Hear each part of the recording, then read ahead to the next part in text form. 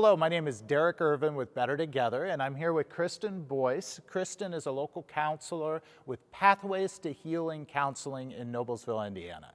And Kristin is going to be our speaker at the next luncheon. We're looking forward to having her. She's going to be talking about the topic of how to feel your way to a better marriage. And the idea here is how being aware of our feelings is a critical skill to have in a healthy marriage. So Kristin, if you would, tell us a little bit about how this works. Thanks, Derek. I'm really looking forward to the luncheon. I probably would be best to illustrate it with an example. So let's take the case scenario of the husband's at work. He has had a rough day. Nothing has gone right. He feels like nothing is done is good enough. So he gets home.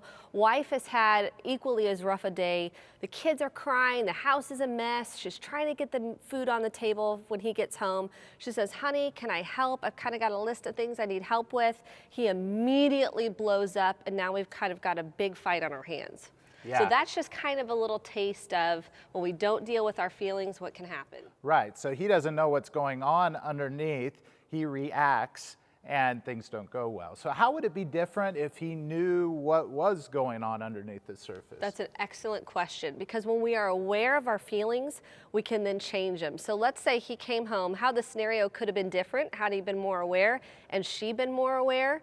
They could have said, he could have walked in the door and said, honey, I have had a rough day.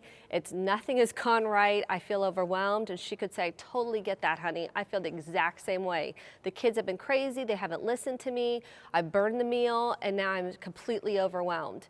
And see, now we have connection as opposed to disconnection. Yeah, I see how that would definitely make a difference.